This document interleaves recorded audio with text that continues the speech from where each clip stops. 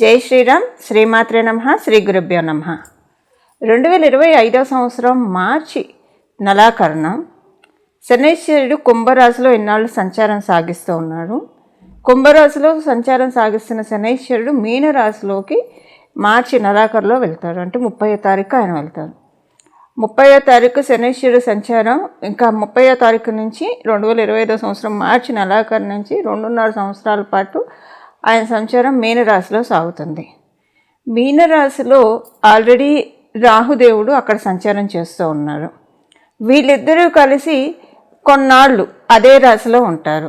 ఎప్పటి వరకు అంటే మార్చి నెలాఖరు నుంచి మే 18వ తారీఖు వరకు కూడా శని రాహువుల సంచారము మీనరాశిలో కొనసాగుతుంది. శని రాహువుల సంచారం మీనరాశిలో ద్వాదశ రాశుల వాళ్ళకి ఎలాంటి ఫలితాలు ఇవ్వబోతూ ఉంది, అసలు వీళ్ళిద్దరి విశిష్టాంశం మనం ఒకసారి తెలుసుకుందాం. శనివత్ రాహు కుజవత్ కేతు అని చెప్తుంది పరాశర సంహిత. శనైశ్వరుడు మరియు రాహు భగవానుడు వీళ్ళిద్దరూ కలిసి కుంభరాశిని, వాళ్ళిద్దరికీ స్వరాశులు, వీళ్ళిద్దరికీ కూడా కుంభరాశి స్వరాశి. ఎందుకంటే రాహుకేతువులు ఇద్దరు కూడా ఛాయాగ్రహాలు కాబట్టి, నోట్స్ కాబట్టి, నార్త్ అండ్ సౌత్ నోట్స్ కాబట్టి వాళ్ళిద్దరికి సపరేట్ రాశులు అంటూ ఉండవు. శనీశ్వరుడు ఒక రాశైన కుంభరాశిని రాహు భగవానుడు షేర్ చేసుకుంటాడు. అలాగే మంగళుని రాశైన వృశ్చిక రాశిని కేతు భగవానుడు షేర్ చేసుకుంటాడు. శనైశ్వరుడు మరియు రాహు భగవానుడు వీళ్ళిద్దరూ కలిసి కుంభరాశి అధిపతులు అవుతూ సహజ కాలపురుషుడు కుండలిలో వ్యయభావంలో వీళ్ళిద్దరూ సంచారం సాగిస్తూ ఉన్నారు. అంటే లాభస్థానము, ఏకాదశ స్థానం అంటే లాభస్థానమే అసలు ఎవరికైతే లాభస్థానం చాలా బలోపేతంగా ఉంటుందో వాళ్ళకి లైఫ్లో కావాల్సినవన్నీ కూడా వాళ్ళు సాధించుకునే తీరుతారు. ఇప్పుడు మనం చాలామంది లైఫ్లో చూస్తూ ఉంటాం, వాళ్ళు అనుకున్న గోల్స్ అన్నీ కూడా రీచ్ అవుతారు. కొంతమంది కొంచెం కష్టంతో రీచ్ అవుతారు, కొంతమంది ఇంకా కొంచెం ప్రయత్నంతో రీచ్ అవుతారు, కొంతమంది అయితే చాలా ఈజీగా రీచ్ అవుతారు. వీటన్నిటికీ కారణము మిగతా హౌసెస్ ఎలా ఉన్నా 11th హౌస్ కనుక బాగా స్ట్రాంగ్గా ఉంటే డెఫినెట్గా వాళ్ళు ఏది అనుకుంటే అది అయ్యే తీరుతుంది. దీనికి చాలా ఎగ్జాంపుల్స్ ఉన్నాయి. ఎగ్జాంపుల్స్ మళ్ళీ మనం రాశుల వారీగా మాట్లాడుకుందాము. అలాంటి వీళ్ళిద్దరూ కలిసి ఇప్పుడు సహజ కాలపురుషుడు కుండలిలో 10వ స్థానంలో సంచారం చేస్తూ ఉన్నారు. 10వ స్థానంలో వీళ్ళిద్దరి సంచారము ద్వాదశ రాశుల వాళ్ళకి, ద్వాదశ లగ్నాల వాళ్ళకి ఎలాంటి ఫలితాలను ఇవ్వబోతుందో ఇప్పుడు మనం తెలుసుకుందాము. ఈ 10వ స్థానము సాధారణమైన స్థానం కూడా కాదు. గురు భగవానుడి యొక్క స్వక్షేత్రము మీనరాశి. 10వ స్థానం అంటే సహజ కాలపురుషుడు కుండలిలోని 10వ స్థానం అంటే మీనరాశి, అంటే గురు భగవానుడికి స్వక్షేత్రము. ఇక్కడ రాహుదేవుని సంచారము మరియు శనైశ్వరుడి సంచారము, వీళ్ళిద్దరి సంచారము ఎలాంటి ఫలితాన్ని అన్ని రాశులకి మరియు ద్వాదశ లగ్నాల వాళ్ళకి ఇవ్వబోతుందో ఇప్పుడు మనం విడివిడిగా రాశుల వారీగా తెలుసుకుందాం. శనైశ్వరుడు మరియు రాహు భగవానుడు వ్యయభావంలో సంచారము, ఇది ఒక మంచి సిగ్నిఫికెన్స్ ఏంటంటే, సహజ కాలపురుషుడు కుండలిలో 10వ స్థానం అంటేనే మనందరినీ మోక్ష స్థానం అని చెప్తుంది. అంటే మనందరం కూడా జీవన్ముక్తులు అవ్వడానికి ప్రయత్నించాలి. అసలు మనకి శరీరం లభించిందే అందుకని మన జీవన్ముక్తులు అవ్వడానికి ప్రయత్నించడానికే మనకి శరీరం అనే ఉపకరణాన్ని భగవంతుడు ఇచ్చాడు. ఇలా జీవన్ముక్తుని చేసే రాశి సహజ కాలపురుషుడు కుండలిలో మీనరాశి. అంటే అందుకే మోక్ష రాశి అని కూడా అంటాం దీన్ని, మోక్షాన్ని ప్రసాదించే రాశి. అయితే మోక్షం దేని నుంచి? మన జీవితం నుంచి ముందు అసలు మనం ఇక్కడ ఉంటూ మనకున్న కష్టాల నుంచి కూడా మనకి మోక్షాన్ని ప్రసాదించే రాశి అని చెప్పచ్చు మీనరాశి. ఈ సంచారాన్ని అస్సలు తేలిగ్గా తీసుకోకండి.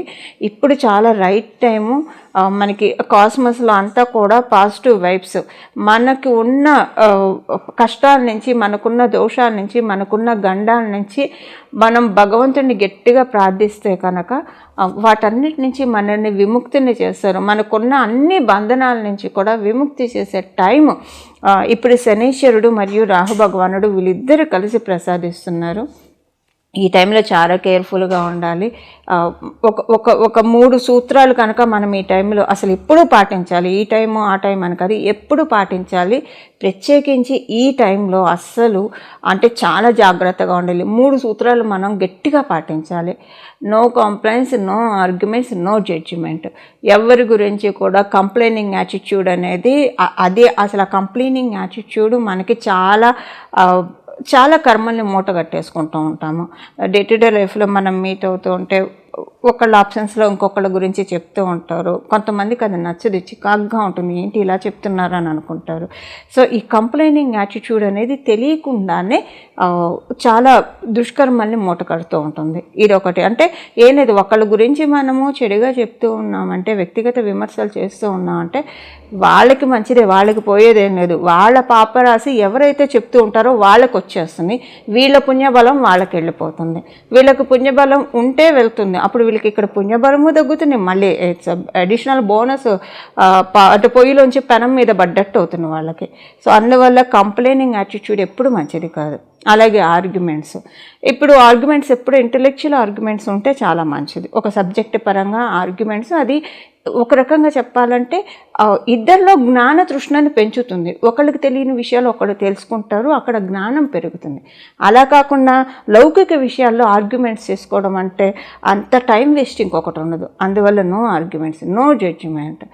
వాళ్ళిలా వీళ్ళలా, వాళ్ళింతే వీళ్ళంతే, వీటన్నిటి నుంచి మనల్ని మనం బయట పడేసుకుంటే కనుక ఎప్పుడు కూడా మన లైఫ్ చాలా బాగా ఉంటుంది, చాలా స్మూత్గా ఉంటుంది. ఇప్పుడు ఈ ప్రాక్టికల్గా ఇప్పటి నుంచి అప్లై చేసి చూడండి. స్ట్రిక్ట్గా గట్టిగా మనకు మనం ప్రామిస్ చేసుకొని ఈ 3 సూత్రాలు కనుక పాటిస్తే ఇప్పుడు వాళ్ళు చక్కగా శనీశ్వరుడు మరియు రాహు భగవానుడు మనల్ని చాలా తేలిగ్గా మనకున్న వాటి నుంచి తొందరగా గట్టెక్కిస్తారు. మనకున్న దోషాల నుంచి కావచ్చు, మనకున్న గండాల నుంచి కావచ్చు, మనల్ని తొందరగా బంధ విముక్తిని చేస్తారు. అంటే వాటన్నిటి నుంచి మనల్ని మోక్షం కలిగిస్తారు. మోక్షం అంటే కష్టాల నుంచి విముక్తిని, మోక్షం కలిగిస్తారు. సో ఇలా మనందరం కూడా దీన్ని వినియోగించుకోవాలి. కుంభరాశి, కుంభరాశిలో పుట్టిన వాళ్ళకి మీకు ద్వితీయ స్థానంలో జరుగుతోంది శని రాహువుల యొక్క సంచారము. ద్వితీయ స్థానంలో జరుగుతూ మీకు ఫైనాన్షియల్గా మంచి ట్రాన్స్ఫర్మేషన్స్ తెచ్చిపెడుతుంది. కొంత డబ్బు ఖర్చు అయిందని మీరు గడిచిన కాలంలో అంటే ఒక 6-7 నెలలుగా కావచ్చు విపరీతంగా డబ్బు ఖర్చు అవుతుంది అన్న బాధ లోపల ఒకటి ఉంది. బట్ ఇప్పుడు ఏంటంటే వాటికి మీరు ఏవైతే ఖర్చు చేశారో వాటికి తగ్గ వాటి వల్ల మీకు ఆనందము, అలాగే మీకు ఇప్పుడు మళ్ళీ మీరు ఖర్చు పెట్టిన దానికి ఇంకా ఎక్కువగా డబ్బులు రావడానికి, డబ్బులు అంటే మీకు మీరు చేస్తున్న వృత్తి వ్యాపారాల్లో మీకు ఎదుగుదల ఉంటుంది. ఎదుగుదల వల్ల మీరు ఏవైతే ఖర్చు పెట్టుకున్నారో లేదా ఏవైనా పోగొట్టుకొని ఉంటాయి ఈ 6 మంత్స్లో, పాస్ట్ 6 మంత్స్లో, అది ఖర్చు వల్ల కావచ్చు, ఏ రకంగా పోగొట్టుకున్నా వాటన్నిటిని మళ్ళీ రీఎంబర్స్ చేస్తూ ఉన్నాడు రాహు భగవానుడు మరియు శనైశ్వరుడు. ఇద్దరూ కలిసి కూడా రీఎంబర్స్ చేస్తున్నారు. మీరు ఖర్చు పెట్టిన డబ్బు, మీరు పోగొట్టుకున్న డబ్బు ప్రతిదీ కూడా మనకి లైఫ్ ఇన్సూరెన్స్ లాగా రీఎంబర్స్ చేయించి మళ్ళీ మీకు ఇస్తూ ఉన్నారు. ఈ 2-3 మంత్స్లోనే మీరు అవన్నీ కూడా చూస్తారు. ఎలా చూస్తారంటే వృత్తి వ్యాపారాల్లో ఎదుగుదల వల్ల, వృత్తి వ్యాపారాల్లో ఇన్కమ్ పెరగడం వల్ల ఇవన్నీ చూస్తారు. కంటికి సంబంధించిన ఇబ్బందులు స్వల్పంగా తలెత్తే అవకాశం ఉంది. కంటికి సంబంధించిన విషయాల్లో కొంచెం జాగ్రత్తగా ఉండాలి. ఈ విషయం మీకు కావచ్చు, మీ కుటుంబంలోని వారికి కావచ్చు, కంటికి సంబంధించిన ఇబ్బందులు ఏమైనా ఉంటే కనుక వెంటనే డాక్టర్ యొక్క సలహాలు, సహాయ సహకారాలతోటి వాటిని రెక్టిఫై చేసుకోవడానికి ప్రయత్నించండి. దానివల్ల ఏంటంటే మీ కంటి చూపు ఎక్కువగా ప్రాబ్లంలోకి వెళ్లకుండా మెరుగుపడుతుంది. ఇవి కుంభరాశిలో పుట్టిన వాళ్ళకి శని రాహువులు ఇద్దరు కలిసి ప్రసాదించే ఫలితాలు. శని మరియు రాహు యొక్క సంచారము మీనరాశిలో ఫలితాలు ఇప్పుడు మనం తెలుసుకున్నాం కదా.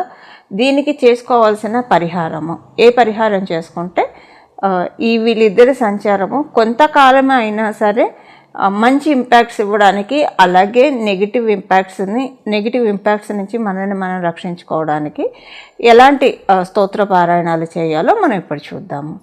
హయగ్రీవ స్వామివారి ఆరాధన చాలా చక్కగా ఉపకరిస్తుంది. హయగ్రీవ స్వామివారు జ్ఞానప్రదాత.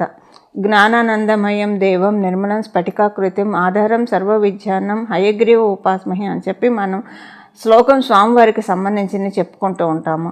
హయగ్రీవ స్వామివారు మనకి అంత జ్ఞానాన్ని ఎలాగైతే గురుదక్షిణామూర్తి స్వామివారు కావచ్చు, కృష్ణ పరమాత్ముడు కావచ్చు, గురువులందరూ ఎలాగైతే జ్ఞానాన్ని ప్రసాదిస్తారో విష్ణుమూర్తి అంశ అయిన హయగ్రీవ స్వామివారు కూడా ఆరాధన చాలా అంటే చాలా చక్కగా ఉపకరిస్తుంది. శనీశ్వరుడు మరియు రాహుదేవుని సంచారం మీనరాశిలో. మీనరాశి రాష్ట్రాధిపతి గురు భగవానుడు అవ్వడం వల్ల రాహు భగవానుడు పని ఏంటంటే ఎక్కడ ఉంటే అక్కడ ఏది ఉంటే అది యాంప్లిఫై చేస్తూ ఉంటాడు. అంటే ఒక భూతద్దం అని అనుకోండి, రాహుదేవుణ్ణి మనం స్పెసిఫై చేయాలంటే, వస్తువులలో మనం స్పెసిఫై చేయాలంటే అందరికీ అర్థమయ్యేది చెప్పాలంటే ఒక భూతద్దం. భూతద్దంలో మనము ఇలా ఒక పేపర్లో కానీ ఎందులో అయినా పెట్టి చూస్తే ఎంత చిన్న చిన్న అక్షరాలు అయినా సరే చాలా పెద్దవిగా కనిపిస్తాయి. అది రాహు భగవానుడి తత్వం. ఆయన ఎక్కడ మంచి ఉంటే మంచిని చాలా పెద్దగా భూతద్దం పెట్టి చాలా పెద్దగా చేసి చూపిస్తాడు. అలాగే చెడు ఉన్నా కూడా అదే పెద్దగా చేసి చూపిస్తాడు. అందుకే రాహు మరియు కేతువుల గోచారంలో కావచ్చు, జన్మజాతకంలో కావచ్చు, వాళ్ళిద్దరూ సరిగ్గా ఉంటే అసలు వాళ్ళు మంచిని బాగా ప్రత్యేకించి రాహుదేవుడు మంచిని బాగా పెంచి చూపిస్తాడు. కాబట్టి వాళ్ళ లైఫ్ చాలా బాగా ఉంటుంది. అంటే చాలామందికి వెల్ నోటెడ్ పీపుల్గా ఉంటారు. అలా ఒకవేళ చెడు ఉన్నా సరే వాళ్ళు విపరీతమైన హ్యామరింగ్స్, అసలు విపరీతమైన కష్టాలు, ఒకటి దాటితే ఒకటి గంటి జీవితం. అంటే గండాన్ని దాటడానికే పుట్టామా, ఇదైపోతే అది, అదైపోతే అది, ఒక్కొక్కసారి అయితే అన్నీ చుట్టూ ముగ్గిపోతూ ఉంటాయి. అంటే ఎలాంటి ఎక్స్ట్రీమ్ రిజల్ట్స్, అది గుడ్ ఆర్ బ్యాడ్ ఏదైనా సరే ఇవ్వడానికి సర్వసమర్థుడు రాహుదేవుడు. ఆయన శనేశ్వరుడితో కలిసి మీనరాశిలో సంచారము. ఇప్పుడు హయగ్రీవ స్వామి వారి స్తోత్రము ప్రతిరోజు 3 సార్లు ఎవరైతే చక్కగా చదువుకుంటారో, కానీ చాలా అంటే చాలా ఫోకస్డ్గా కాన్సన్ట్రేటెడ్గా చదువుకోవాలి. మనసు ఒక చోట, కళ్ళు చూస్తూ ఉండడం లేదా నోట్తో చదువుకుంటూ ఉండడం ఇలా కాకుండా మనసు, బుద్ధి, శరీరం అన్నీ ఒకటే చోట పెట్టి స్వామివారి స్తోత్రం ఎవరైతే ప్రతిరోజు 3 సార్లు చదువుకుంటారో, లేదా చదువుకోవడం రాని వాళ్ళు, అంటే తెలుగులో స్తోత్రాలు చదవడం రాని వాళ్ళు కనీసం వినడమైనా సరే చేస్తే, 3 సార్లు వినడమైనా చేస్తే, వినడం కూడా ఇంత సేమ్ చాలా ఫోకస్డ్గా డెడికేటెడ్గా వింటే కనుక, ఇప్పుడు శనీశ్వరుడు కర్మకారకుడు అని మనందరికీ తెలుసు. వ్యయభావం అంటేనే అన్నిటినీ ఖర్చు చేయడం. వ్యయం అంటే మనకు తెలుసు కదా, అన్నిటినీ ఖర్చు చేయడం. అందులో రాహు భగవానుడితో కూడి ఇక్కడ ఉండడం వల్ల ఇది మనందరికీ ఒక స్పెషల్ ఆపర్చునిటీ. వీళ్ళిద్దరూ కలిసి ఏకకాలంలో మన పాపరాశిని దగ్ధం చేస్తూ ఉన్నారు. ఈ పాపరాశిని అంటే జన్మల నుంచి క్యారీ చేసుకుంటూ వచ్చింది కావచ్చు. ఈ జన్మలో మనం తెలిసి చేసిన తప్పులు, తెలియక చేసిన తప్పులు, వీటన్నిటి నుంచి మనకి ముక్తిని ప్రసాదించబోతున్నారు. ఇక మీదట మనని మనం కరెక్ట్ చేసుకుంటూ ఇంకా మంచి మార్గంలోకి వెళ్ళి మన జీవితంలో గ్రోత్, ప్రోగ్రెస్, ఎప్పుడైనా సరే మనం కష్టపడుతున్నామంటే మన పాపకర్మ కరిగిపోతున్నట్లు, సుఖపడుతున్నా అంటే మన పుణ్యకర్మ కరిగిపోతున్నట్లు. ఎప్పుడైతే ఆ 2 బ్యాలెన్స్డ్ మోడ్కి వెళ్తాయో అప్పుడు వాళ్ళు రమణ మహర్షి అవుతారు. ఇలాగ మనకి రామకృష్ణ పరమహంస అవుతారు, ఇలా అవుతారు. సో ఇప్పుడు మనం గృహస్థాశ్రమ ధర్మంలో ఉన్నాం కాబట్టి ఉన్న వాటిని ఖర్చు చేసేసుకుందాము. ఏదైనా మనకి దోషాలు ఇలాంటివి ఏవైనా ఉంటే పర్ఫెక్ట్గా కరిగే ఈ టైము శనీశ్వరుడు మరియు రాహు భగవానుడు వీళ్ళిద్దరూ కలిసి మీనరాశిలో ఉండి చేసే పనే అది. మరి దానికి మన వంతు మన ప్రయత్నం మనం చేయాలి కదా. మనం కూడా దానికి ఒక ఇండికేషన్ పంపించాలి గ్రహ దేవతలకి. ఆ ఇండికేషన్ ఏంటంటే హయగ్రీవ స్వామి వారి స్తోత్రం ప్రతిరోజు 3 సార్లు చదవడం వల్ల నిస్సందేహంగా చాలా అంటే చాలా ఇబ్బందుల నుంచి మనల్ని ఈ గోచర సంచారం, వీళ్ళిద్దరి కలయిక, గోచరంలో ఉన్న వీళ్ళిద్దరి కలయిక చాలా వాటి నుంచి, చాలా గండాల నుంచి మనల్ని బయటకు పడేస్తుంది. ఇలా మనందరం కూడా హయగ్రీవ స్వామి వారి ఆరాధన చేసుకుంటూ చక్కటి సత్ఫలితాన్ని, జ్ఞానం అంటే ఏం లేదు వెలుగు, అజ్ఞానం అంటే చీకటి. సో స్వామివారు సూచించే జ్ఞాన మార్గంలో మనం అందరం కూడా పయనించాలని చెప్పి స్వామివారిని నేను కూడా మనందరి తరఫున కోరుకుంటూ మంగళం. నమో భగవతే వాసుదేవాయ.